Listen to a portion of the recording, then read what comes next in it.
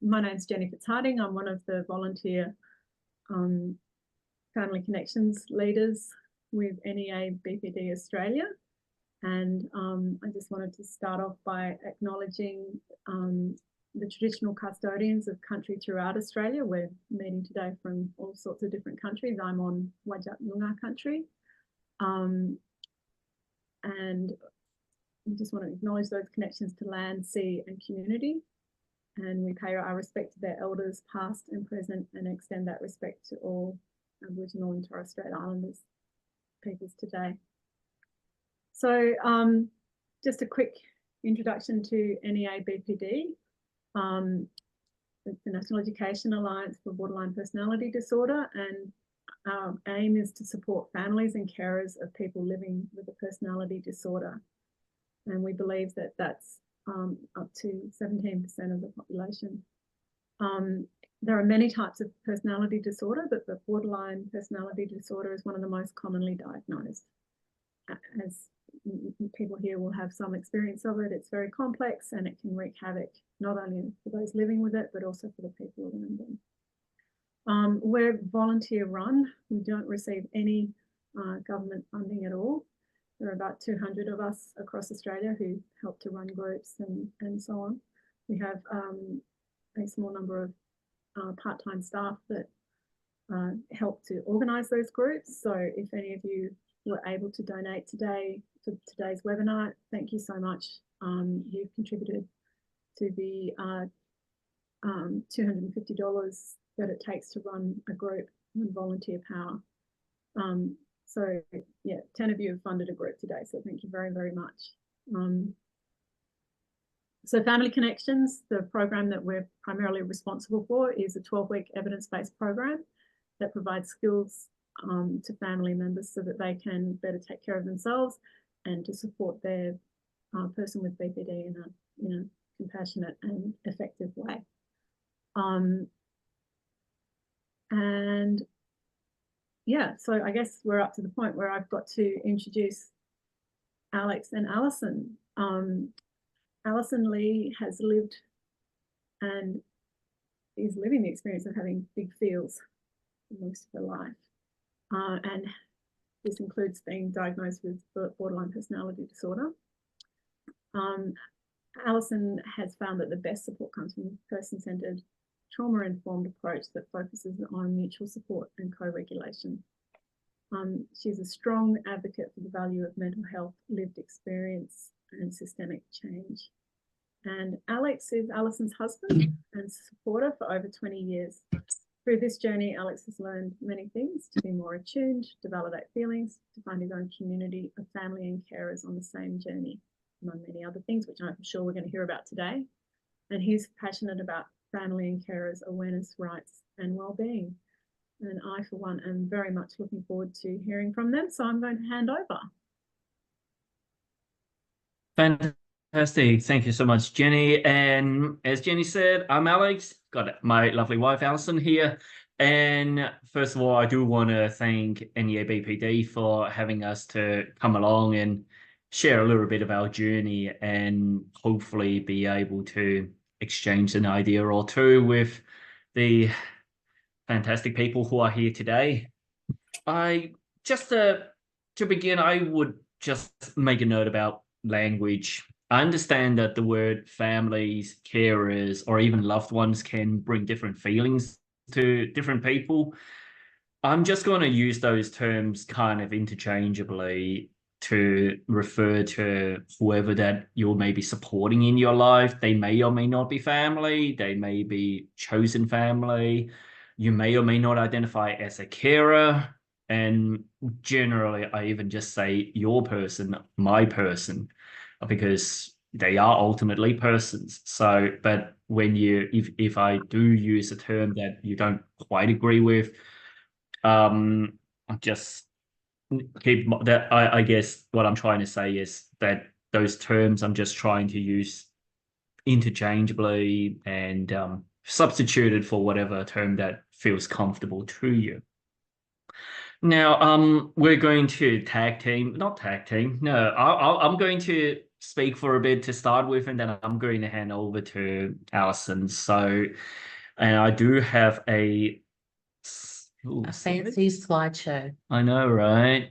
So fancy that I'm trying to figure out sharing it. No, that's not the first one. There we go. So to start off, I'm just going to share a little bit of a story about where I came from as a family carer and a little bit of the journey that I've gone through. But I guess the best way to illustrate this through a little bit of a story. So picture this. It's the late 2000s, about 2008, 2009. And I was working in a professional capacity. I was working in an office in the CBD. And I was consistently staying back till 9 p.m., 10 p.m., night after night. Is it because I'm hardworking, or is it because I'm really short on money? No. Well, I mean, I'm always short on money, but is it because I'm hardworking? Absolutely not. It's because there were a lot of times when I feel difficult about being back home. There was a time when I guess I really struggled with how to manage myself, manage my own reactions to how Alison feels. As Jenny said in her intro, Alison does experience some pretty big feelings, or what she would call big feels. And there were all these particular evenings when, and my workplace back then, on the one hand, they don't really encourage people to stay back, but on the other hand, if some of us were to stay back till 7, 8, no one's gonna bat an eyelid, and quite often I stay well past that, but because all my workmates have gone home by then, nobody really noticed I was staying back. And so for a while I was doing that. We got home, basically just walk in, eat something, have a shower, go straight to bed, and then get up in the morning and go to work again without communicating with Alison a lot, without even so much as checking in or asking how your day's been, because I just felt I have no idea which Alison am I going to get when I get home. And by doing that, I felt like I've lost myself. I felt that I didn't know where my life was going, because I thought that, okay, I'll just work, come home, sleep, go again. And for some time I thought that's as good, that's the extent that my life's going to get. So the whole notion of two-way communication, which is what we're here to talk about today, trying to communicate with Alison in a two-way constructive manner, never really crossed my mind. And I'm not a confrontational person. I don't go try to figure out, or if I feel that Alison's feeling high emotions, I used to completely avoid that. So this whole notion of two-way communication for me was really difficult for me, and I felt like Really? escaping this. You ready? Oh, come on. I felt like escaping was probably the best policy that I could use. I subsequently, since then, and this is like years in the making, I'm not gonna lie, it did take years of education and basically growing up for myself to learn a lot of communication strategies to get to a point where we could have that two-way communication. And I got asked a lot by family and carers some tips, tricks, lessons on how to communicate. And the short answer I would give, if there is not enough time to talk about it, I would talk about things like Dear Man or Contagious Calm. But that's the short answer. The long answer is it is about mindset. I have to change the way I look at communication, how I look at sitting in discomfort, and it's not easy. Even though I am about to share some lessons and skills that I've learned along the way that worked for me personally, please do remember that it's years and years of, I guess, soul searching practice for me to get to that point. And of course, what I say isn't necessarily going to work for you. You're the experts in your own lives, and our circumstances are very different from everybody else's. So but I do encourage everyone here to consider that change in mindset and try to work on ourselves as family carers. I will be specific as to why and how that worked for me. I'm going to start with the first thing that came to my mind, and that is having a formula to make that communication. And what I say in blue down the bottom, there's going to be a blue part to each of the 3 lessons I'm going to talk about. And that is a question that I quite often get asked, which I thought links in well with this tip. And the question here is, a lot of people do ask me, how do you stay calm in the face of your loved one's high emotion? Now, in Family Connection, they teach about interpersonal effectiveness a lot, and that is one of the modules in dialectical behavior therapy, which is the standard therapy for BPD. And to give you an example, if you have done the course, you would have heard about DMAN, which is a set of acronyms talking about how to ask your loved one when they are feeling heightened emotion, ask them to do something or ask them to reach a certain goal. I am a very kind of process-driven person, so I feel a lot more comfortable approaching not just Alison, but basically anybody who can be prone to stronger emotion, or if I know that it's going to be a difficult conversation, I like having a formula set out for me. So to, I guess, give you a concrete example of how this is done, there were times when Alison feels that she feels like she wants not really in this space to talk, or feeling strong emotions, or feeling dissociated. And that's when I feel like that I need to step away from the situation, especially with strong emotions. I feel like I need to step away because I feel heightened emotion myself. And if I stayed in that room, I'm probably going to say something I seriously regret. And I used to do that. I used to say some things that I seriously regret, and Alison can attest to.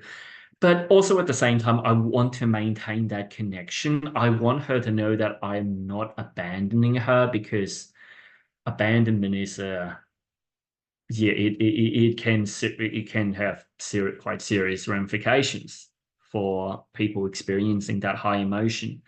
So I have sort of this formula, and I'm not saying that people have to follow it to the letter. I'm just saying that a formula for me helps me, and that is, I would say, honey, I am sensing that you are not feeling quite great, and I'm starting to feel not good myself. I'm going to leave the room for 20 minutes, and I will come back and check back on you. Okay? Alison may respond, Alison may not. But my formula tells me that I state that I'm not feeling good. So I'm not saying that, oh, it's your fault that I'm leaving the room. No, so it's my issue. And that I will be leaving the room to deal with the situation, and that I will come back in 20 minutes.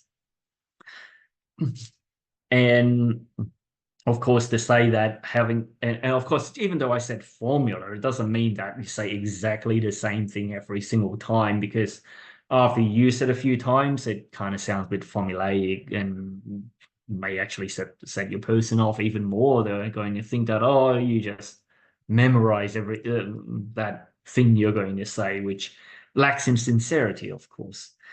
And that's not easy to do. I'm gonna acknowledge it right off the bat. It may be hard for you to remind your person that you love them when they are expressing strong emotions or saying something back to you. But always remember to have that respect for yourself and self-soothe, to remember that your value and your mental health comes first. If you're not feeling safe, you can't help other people.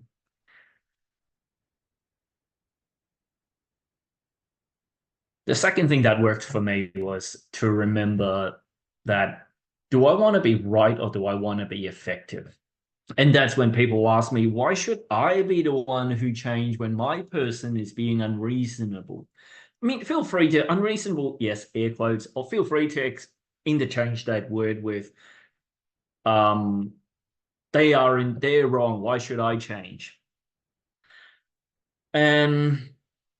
And first of all, let me just start off by saying that to upskill, for all of us, to upskill ourselves doesn't mean that we're wrong. Just because we want to become more skillful doesn't mean there's anything wrong with us. And all of us being more skillful in communicating is going to help foster your person's recovery, or at the very least, it's going to help you become more skilled in communicating with anybody out there, or use it to clarify what's important to you. But now, what exactly does effective mean? Now, in dialectical behavior therapy, Marsha Linehan talks about 3 different kinds of effectiveness. That there is objective effectiveness, that is to achieve whatever outcome that you want to set out to achieve. For example, Alison wants me to wash the dishes or wants me to take the garbage out. That's an objective kind of effectiveness, wants me to achieve a certain thing. And the second thing is relationship, to keep the balance in the relationship. And thirdly, self-respect, or knowing what your values are. And Marsha Linehan said that to balance those 3 kinds of effectiveness is key towards setting your boundary with your person. Because even though we can, I mean, we can completely focus on objective effectiveness, which means just using coercion or yell at people to go, take the rubbish out, do your washing, why can't you do X, Y, Z? But I'm going to show this next slide. Never in the history of calming down has anyone ever actually calmed down by being told to calm down.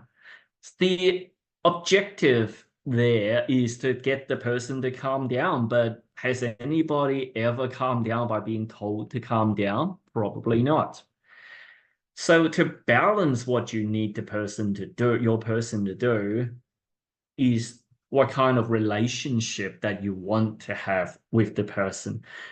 And if you want to have truly effective two-way communication with your person, you got to balance what you need the person to do and how much you value the relationship.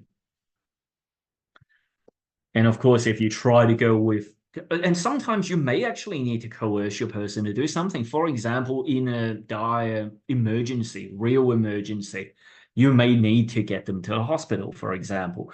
But I would seriously consider that as a very, very last resort, because that certainly achieves the objective, but it does put a dent in the relationship. And when I say that you want to be effective, it doesn't mean you lose yourself. Absolutely not. And that's why the last bit about self-respect and value is so important. And how do I know what my values and what kind of things I should have self-respect for? There are many ways to do it, but my personal favorite is to try to be curious about what sets me off. For example, something like disrespect really, and I mean, like in a general societal sense, really gets me not feeling great. And that's when I realized that, oh, respect is probably a really big value for me. But I'm not going to sit there and yell at people because I feel I'm being disrespected. I would rather take a curious, like a scientist kind of mindset to wonder non-judgmentally, oh, Alex, why are you feeling so worked up? And then after a while, I would actually come to the conclusion that, oh, it's because I saw an instance of disrespect. So by being curious, wondering about what sets me off is a good way to find out what your values are. I am looking at the clock, so I am going to move on to validation. Validate. That is, and people ask me, does that mean I have to give up on myself when I'm trying to do two-way communication? Does that mean I just let my person do whatever they want? I'll just say right off the bat, absolutely not. You are going to hear Alison talk in a few moments about how the experiences of high emotion is not something that she does deliberately.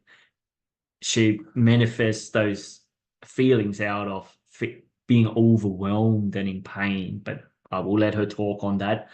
And for those who have done family connections, you will notice that validation skills comes before the module collaborative problem solving. Validation skill is module 5, problem solving is module 6. And I sense that is quite deliberate because and I'm sensing that in order to problem solve collaboratively, you got to be able to put water over fire rather than fuel. So if you try to collaborate, try to talk about problem solving before you soothe the high emotion, it's not going to happen. And I very firmly believe in the notion of contagious calm, that if us as family and carers can stay calm, it's going to be contagious to your person as well. And in family connections, they talk about the give skills, which is about maintaining your relationship, and validate being one of the hallmarks there. And I should say at this point that you're not validating you're not validating the contents of what your person is saying. You are validating the emotion, which is always real. I mean, if Alison were to feel emotional about a certain thing that I don't agree with, I don't need to validate the content of it, but I can absolutely say that, yes, honey, I can see that you are feeling really upset about this. And that answers the question of why should I validate when my person is wrong? Well, you don't even need to worry about the person being objectively wrong, so to speak, because it's the emotion that you're trying to validate. And that to me helped how putting that water on over the fire. And absolutely last but not least, always remember to self-validate, similar to what I said in the second part in lesson 2, that you have to know, having self-respect is important, and always something to remember that you need to balance with your objective priorities and your relationship priorities. And in family connections, they talk about fast skill to validate yourself, and always, or after you validate your person, always do that to yourself, is what having that self-compassion. So as you can see, even though I've only shared 3 things that worked for me, there is a lot of background to go with all that, and there is a lot of self-work. I'm not going to lie that it's probably about 10 years worth of fumbling through in the dark, trial and error, and a fair bit of not feeling great myself and being uncomfortable. And it's not easy. And doing validation, for example, a lot of times it is hard to do. But I just want to share that there is hope for everyone or all of you out there. I've gone from hiding in my office at 9 p.m., not wanting to come home, have a shower, go straight back out again. Not much of a life, really. I've gone from doing that to now feeling truly confident in being able to be in this two-way street of communicating with Alison. And it's not going, I'm not always going to get it right every single time. So please do have that self-compassion for yourself when things may go a little bit awry, that there is absolutely hope out there. And you can get all these skills too. If you haven't already signed up to Family Connections, please consider doing so. And if you have done it not too long ago, please do consider becoming a leader by getting in touch. Now I will hand it over to Alison. Hi, everyone. Unfortunately, I don't have a fancy slideshow today because I'm not that talented. It's just going to be me talking. So I would like to reiterate what Alex said about, and we would like to thank NEA BPD for inviting us here today to talk to you again. It's our pleasure to be here, and we're quite frankly flattered and honoured that we've been asked again and so soon. And we're very, very grateful for your time. So I would like to extend my personal warm wishes to our wonderful carers and to any lived experience lovelies who are present here today. Alex and I are here to talk to you today about communication. And the title of our presentation is The Two-Way Street, meaning that in all forms of communication, it's not entirely, or the way I see it, it's not entirely the responsibility of the person living with BPD to ensure that the communication goes smoothly. Both of our BPD lovelies and the people who care for us can do our part. So when we both sat down to think about this talk and to write it out, we reflected on some past instances in our 21-year relationship where we really kind of struggled to understand each other and see eye to eye, and we came to a few realizations. Alex said that he spent a lot of time in our relationship holding out hope that maybe I might change, or that I would magically and spontaneously alter my patterns of behaving and thinking and become the person that he wanted me to be. But believe it or not, I actually also thought the same thing about him.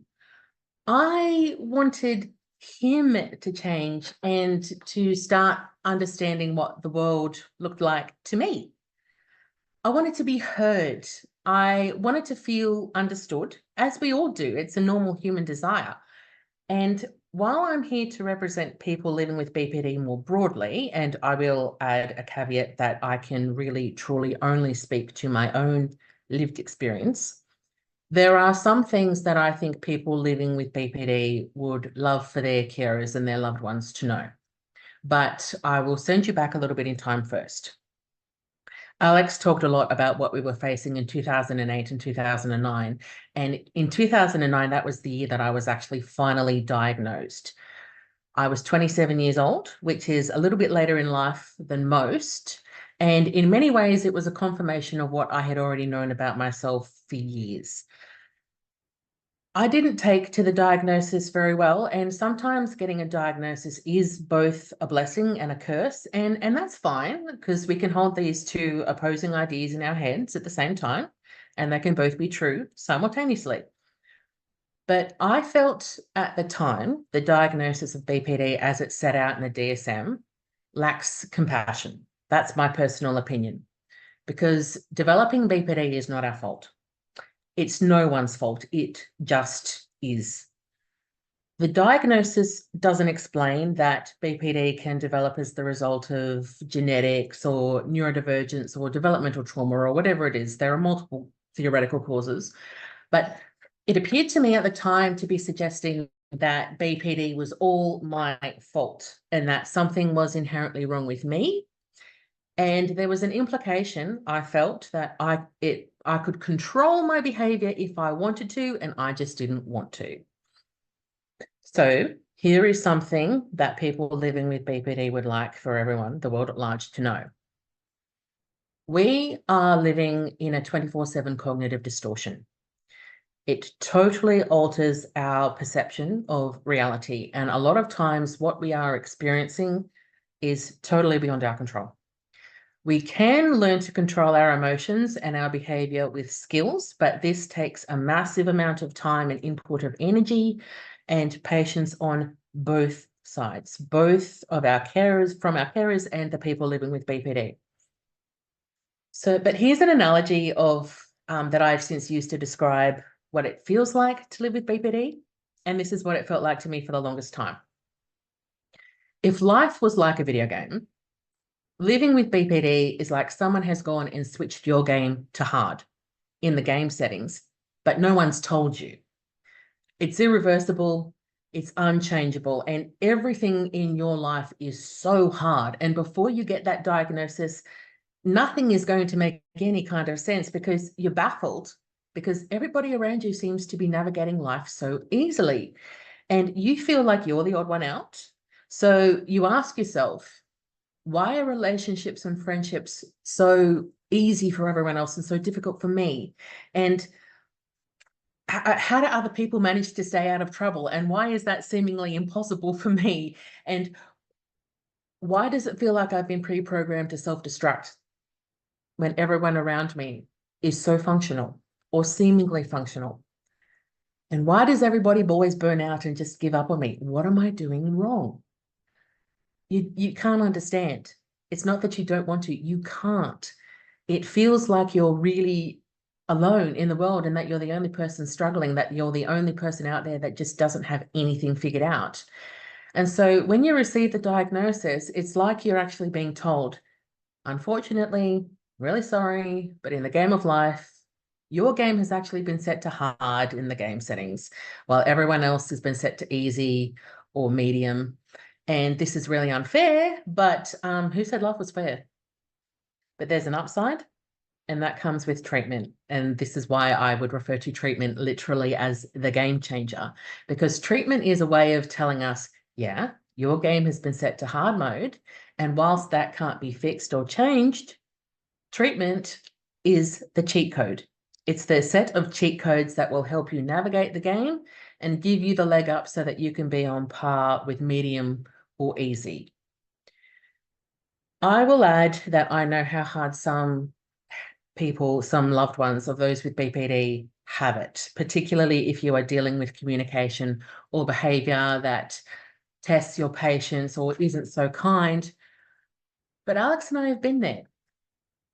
When I hit rock bottom about a decade ago now, I decided that for my own sake and for Alex's sake, I had to take treatment far more seriously than I had been taking it. And that period was very, very difficult for me because as I developed perspective-taking skills, I began to take stock of my behavior and I began to realize how hurtful some of my past behavior had been. And people living with BPD who are undergoing treatment will eventually go through this phase. When we start to develop something that the world of psychology calls theory of mind, which means that we begin to develop the ability to take the perspective of other people. And so what helped us both and what helped me deal with that phase when I actually began to take stock of my behavior and was genuinely devastated by when I realized some of the pain and hurt that I had caused people, was to refer to pre-recovery Alison as the unrecovered self and to have a great deal of compassion and sympathy for the suffering of that version of myself in the past that was living in the 24/7 cognitive distortion. But we're here tonight to talk about communication. And one of the best things that we learn in treatment is interpersonal effectiveness skills.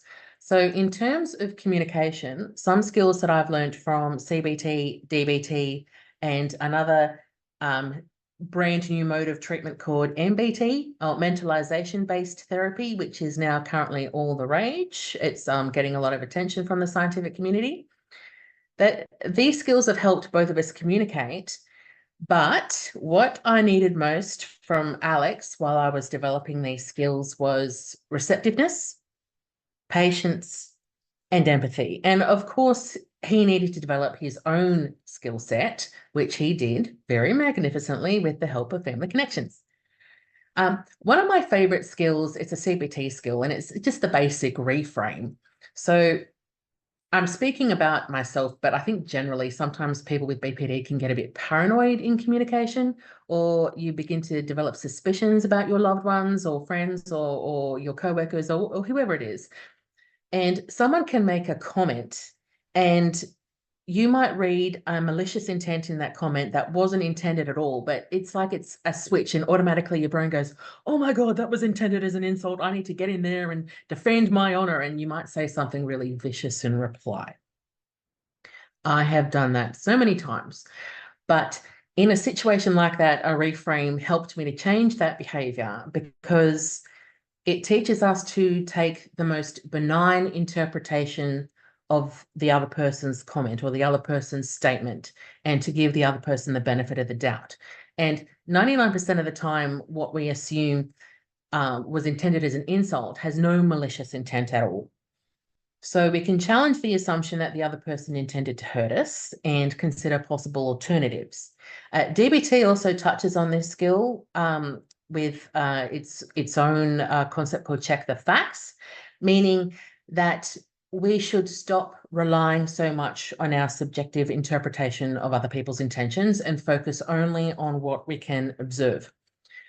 I'm not saying that, I mean, sometimes it's okay for us to have an emotional reaction to what other people tell you, and sometimes in a crisis or an emergency, it's warranted or even needed, but we have to be careful to test whether or not our reactions are matching the reality that we can see. It's also good to remind ourselves at all stages to have self-compassion. Like Alex can have compassion for himself and we can have compassion for ourselves, that we are not purely our diagnoses. We're not the BPD. We are a precious and loved and vital human being who is simply experiencing the symptoms of BPD. And Alex and I call those symptoms trauma brain, but we can also call them BPD brain. And a key point of this is self-awareness. Being in tune with our body and our reactions and the way we're feeling using our mindfulness skills. And for me, it manifests as understanding when I'm getting frustrated or angry and trying to avoid communicating until those feelings have been processed. So many times Alex has come along and he's been like, hey, honey, we need to talk about this. We've got, a medical bill, blah, blah, blah. And before he came to talk to me, I might have been feeling a little bit of overload and feeling the frustration just build up within me. And pre-recovered self would just snap for no reason, just purely from the overload. Post-recovery, we developed this technique where I have just had to distance myself and say, I'm so sorry, honey, I'm overloaded right now. I might go off and do some tip skills. I might flush cold water in my face, or I might jump up and down on the spot for 45 seconds like a dill. What I'm experiencing right now is trauma brain. It's not you. Come back a little bit later when I feel like I've come down.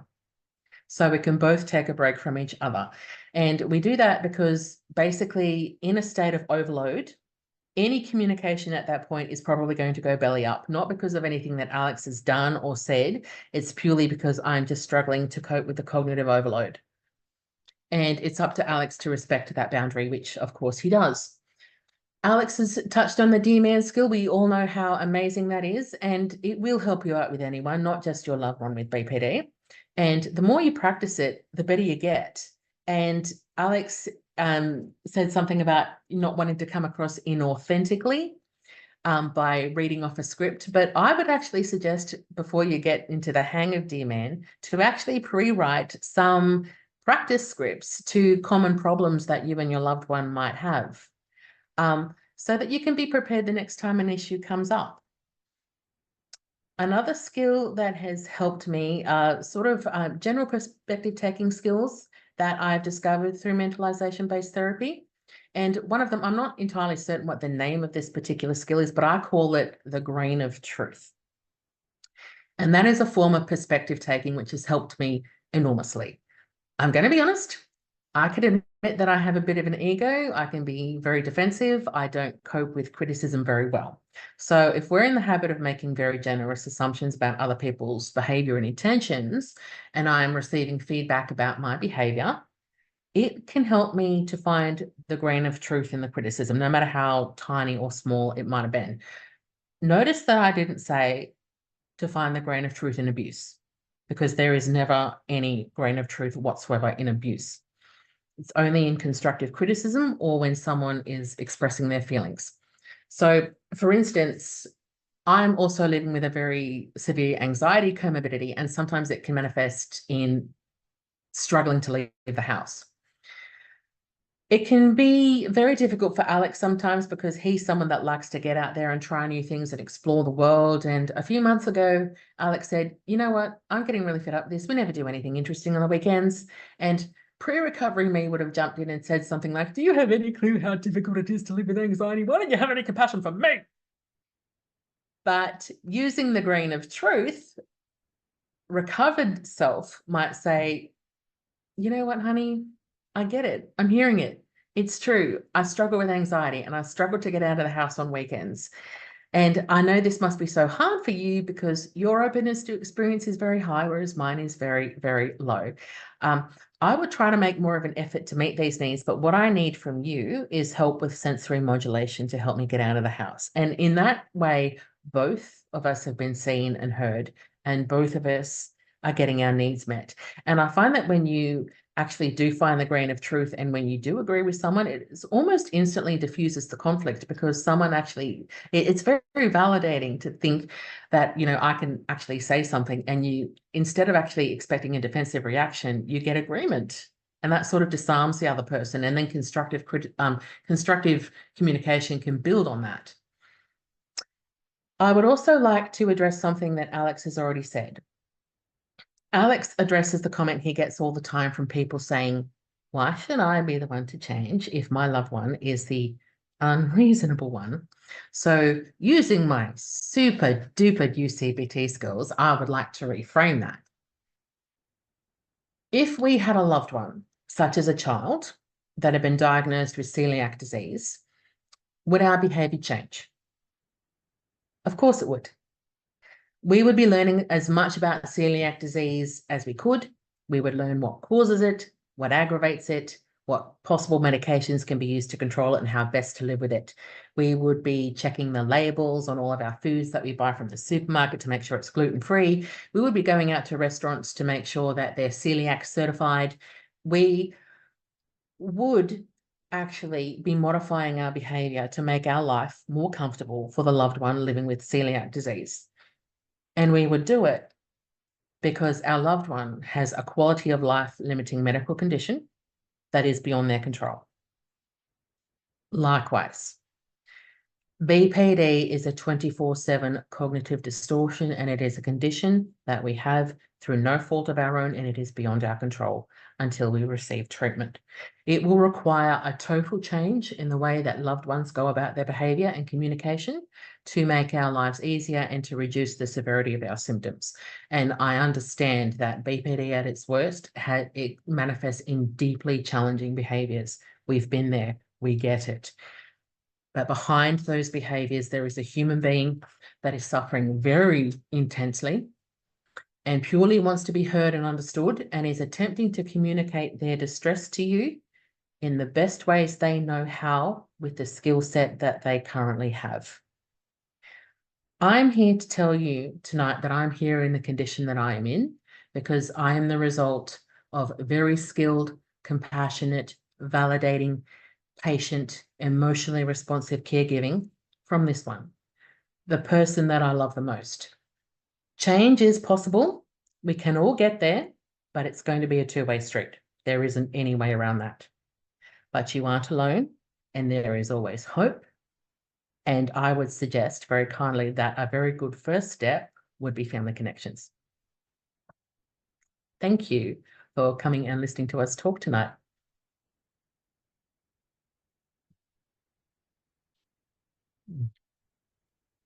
That was amazing. Thank you so much for that presentation. That was really, I think, you know, we don't hear enough from people with lived experience that are in recovery, because, you know, it's one thing for me as a clinician to say to someone, you know, yes, there's hope, it's curable, it's, you know, people never stop being sensitive, but they learn how to manage those feelings of sensitivity, and you can learn how to support them. And like, you can preach all of that, but there's nothing like seeing it. So that was really wonderful to see you two together, and and Thank you see so that, much, everyone. yeah, that you've got 20 years under your belt as well, because some of the time when you were talking about your experiences, I'm going, oh yeah, they're just describing marriage there. So I mean, all behavior is human behavior. Sometimes it's made a little bit bigger, a lot bigger, and maybe applied inappropriately, but nothing is not human, is it? And I think that's the value of lived experience, is that look, peer workers were critical to my recovery, because I'd gone to clinicians for quite some time, and until I had actually seen someone that had recovered from BPD, was in the process of recovering, until I could see it for myself, I was like, oh my God, it's possible. It just brings it home for you. It sends you a very powerful message, I think. Yeah, absolutely. You've got someone to aim towards. You can't be what you can't see. So we had a lot of questions. I've kind of grouped them into prioritizing questions about partnership first, because that's what Alex and Alison are offering up here. And then I've sort of gone to general, and then there are a bunch about parenting. I'm not going to get to all the questions. Many of them are actually answered in other webinars that we've run. But yeah, just the first one I'm intrigued about. Have you been to couples counselling? And if so, was it hard to find someone who understood BPD? I actually think, from a lived experience perspective, that might not have been so helpful, because you would actually need to find a clinician, well, that specialises not only in couples counselling, but has an understanding of developmental trauma and BPD, which or how BPD behaviours can manifest. And I think when I was at my worst, like pre-recovery self, I think if something had happened in therapy, that if I had perceived that the clinician was taking Alex's side, that might have really set me off.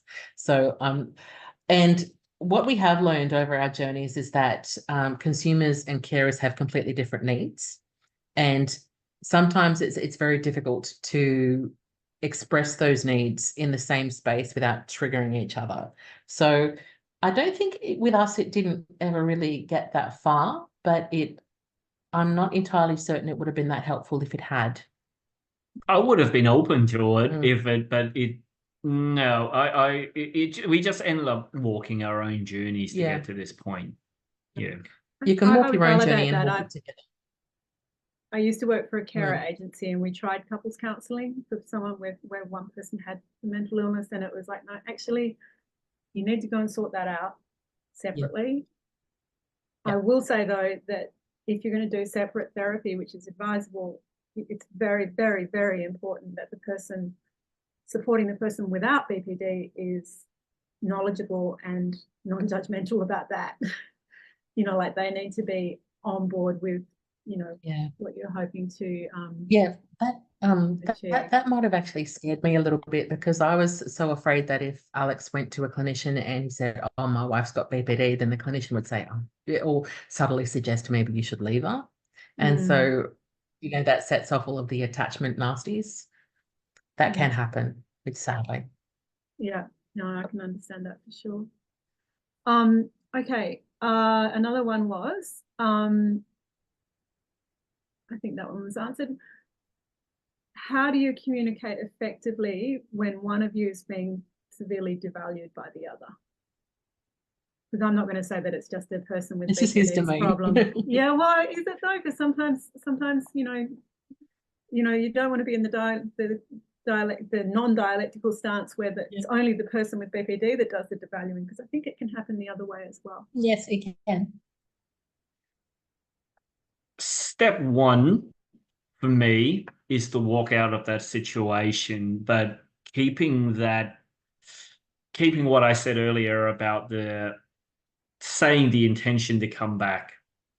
Like, I sense that you are feeling really XYZ. I'm going to go out now for 20 minutes, but I will come back to you. But I said that is step one. Step 0 is for me to be able to say that, like Alison said, that is a part of her behavioral manifestation. she didn't mean, I have to get to a point where I can believe that, yep, she's not feeling well. She didn't mean that. Sure. And when I say and when I say that, I don't mean we need to put up with abuse, because that's it never excuses abuse. But to respond with more abuse, or to respond with coldness, abandonment, just like huffing and puffing, walking out of the room, that to me is not an effective way to, because I value our relationship very highly. And so I want to balance that, keeping myself, keeping my value, keeping my dignity, but also keep that relationship alive. And I do that by taking that step back. But I absolutely have to believe that it is her behavioral manifestation from the condition. It's not because she meant it. Yeah. And getting to that point takes work. But yeah, so that's that's your where I'll work. And how long did it take you to trust him, Alison, that he was going to come back in 20 minutes, like as promised? You could probably tell by appearances that Alex is a very reliable, straight-laced person. He shoots from the hip and says exactly what he means. He hasn't ever let me down in that regard. But I would actually say that putting that time qualifier there is critical. There was an incident pre-recovery where Alex actually stormed off to work in the morning. And I was actually texting him throughout the day, can I hear from you? Is everything okay? And blah, blah, blah. And he didn't respond.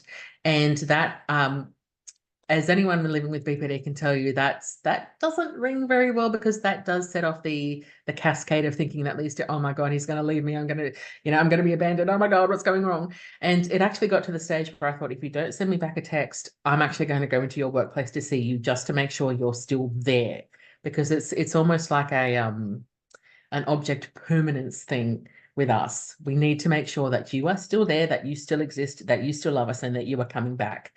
So if you do set that time limit, yes, we need a timeout. I will come back in, say, 20 minutes, half an hour to check up on you. It's critical to follow through with that. Yeah.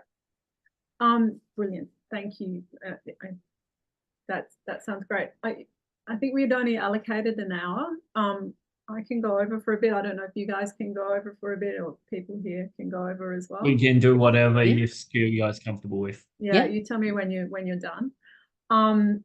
Okay. Yeah, I think how would you have a conversation with someone?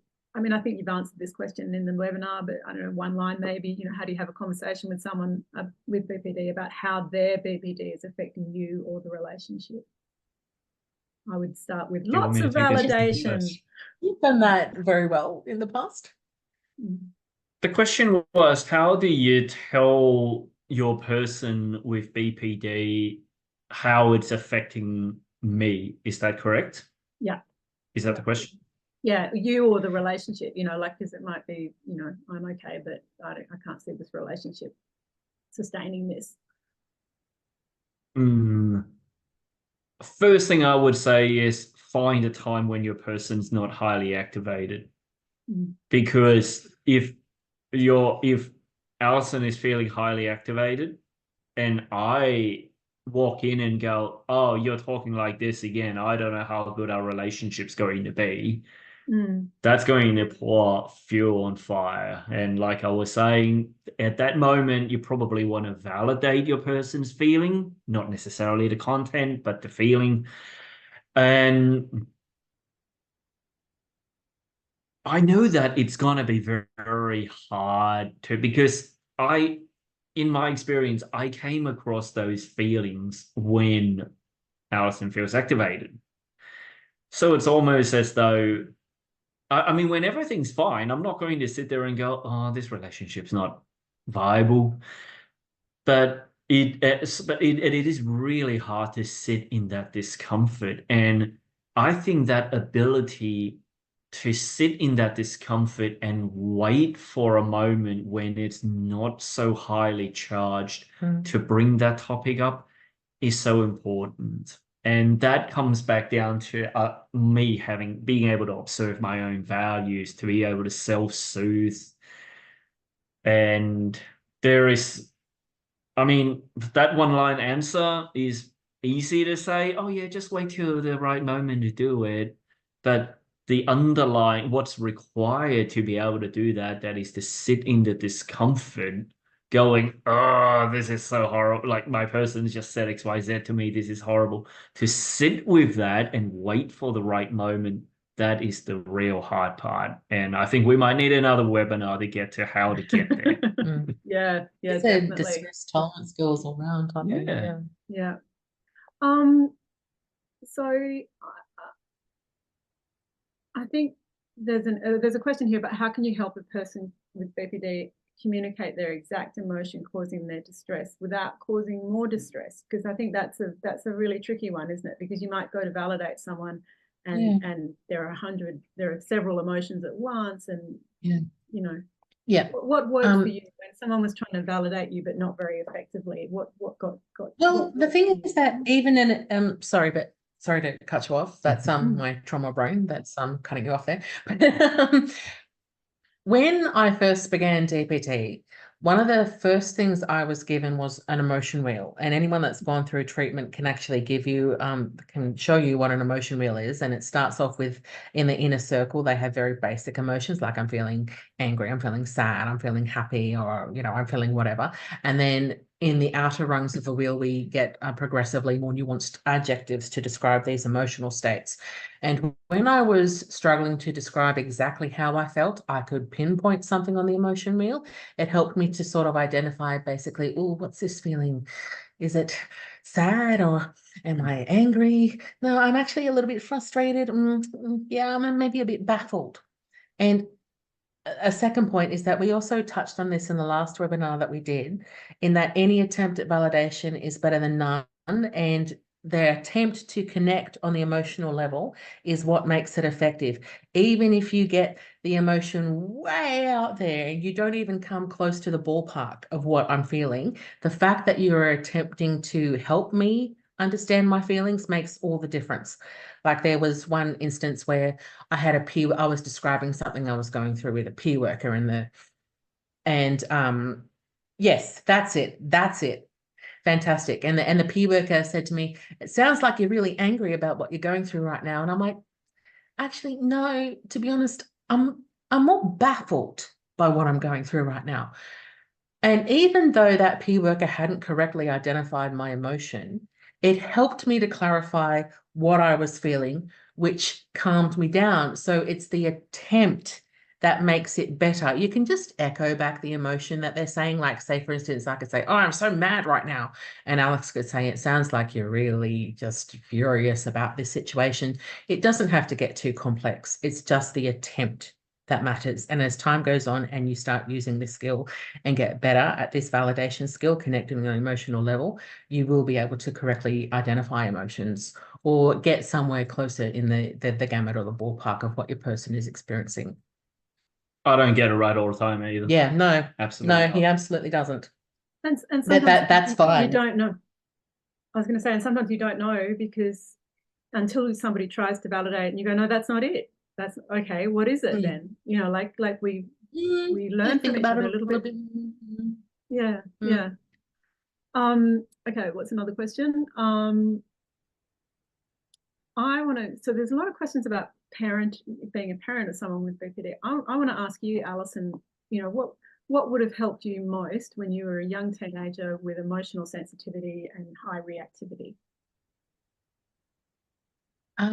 It's a little bit complicated for me because I come from intergenerational trauma where multiple members of my family were dealing with their own very severe distress. And as a result of that, through no fault of their own, they weren't able to be there for me in that way.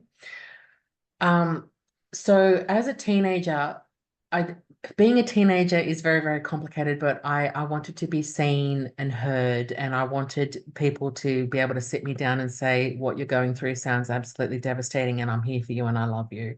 And there were people in my life that did that, some better than others. But being a young person is very, very difficult. And I had a massive flare up in my HSC year because of the stresses of that year. And to be honest, I think treatment would have made the difference. I didn't start getting treatment until I left home when I was 17. So treatment and family connections, learning those validation skills and actually understanding that, particularly in women, because BPD is, sometimes we call it in the scientific world, the white woman's disorder. It is generally white women that are primarily diagnosed with BPD. That our young people, our young Australians, can have other forms of mental distress that might manifest in ways that we aren't on top of as a culture. Say, for instance, depressed teenage girls, that can manifest differently in girls and boys. So we need to be on the lookout for those signs of mental distress in general and treat them as they arise. And if I may just quickly add something to a lot of these skills about validation, self-compassion, knowing your values, I believe they're applicable to family and carers of any age, even young people. They can, yeah, sure, it may take some more time to sit with them, but ultimately it is connections that we're all after, regardless of age. So, yeah. And the skills, as you say, the DBT skills, the CBT skills, reframing, all of that is applicable to everyone in their daily life. You don't have to be dysregulated to need these skills. And we all get dysregulated, by the way. Yeah, I think that's I think I've got lots of, there's a couple of questions coming through here. I think I would say around the question, you know, obviously for people that haven't done family connections, you're hearing the word validate a lot. There are quite a number of different webinars that we've done on validation, so have a good look at them. And you know, and in the American part of the NEA BPD, there's, you know, incredibly skillful practitioners, you know, sort of doing role plays around validating that are really, really useful. So really check those out. You know, a lot of the questions that we also got were around, how do I change the other person? How do I change the other person? I just want to say, please, the only person in the whole wide world that you can change is yourself. So it's okay for you to get support. Yeah, it's okay for you to get support. It's really, and often with carers, getting support has resulted in their own person getting support, because you can't be what you can't see. And when they see the person in their life that's caring for them change, then it sort of lays a path for them to also seek treatment, for it to not be so scary. I think that yeah, that's it. I think I just answered that question without knowing it was there, because it's a common one. Is there yeah, I think that's I think most of that has been covered, really. You guys have done an amazing job. It's like, as I said before, and I'll say it again, it was very inspiring to see two people that have walked this journey alongside each other. I get the pleasure of co-facilitating groups for parents, and or not necessarily parents, carers and adolescents between 14 and 18. They learn the DBT skills alongside each other, and that's incredibly powerful, because yeah, you can make a person skillful and then you send them into an unskillful environment, and it really undoes everything. So when two people become skillful at the same time, it just becomes greater than the sum of its parts. Yeah. So I just want to say again, thank you so much. You've got what people on the recording won't see is the reams and reams of thank yous from all the people that are present. If you're watching this on YouTube, please like, share, let other people know about these resources out here, because it's a very under-resourced area. And if you can afford to make a donation to us, please do, because I don't know why we don't get government support, but we don't. So it really, really does help us a lot. And yeah, I think we're done. So again, Excellent. Yeah, no, thank you so much, everybody, for coming along, and thank you, Jenny, for facilitating this session. it's great. Thank you so much. We're tough to be here and to see all the people turn up. We can't believe it. Thank you so much. Oh, you've done an amazing job. Thank you.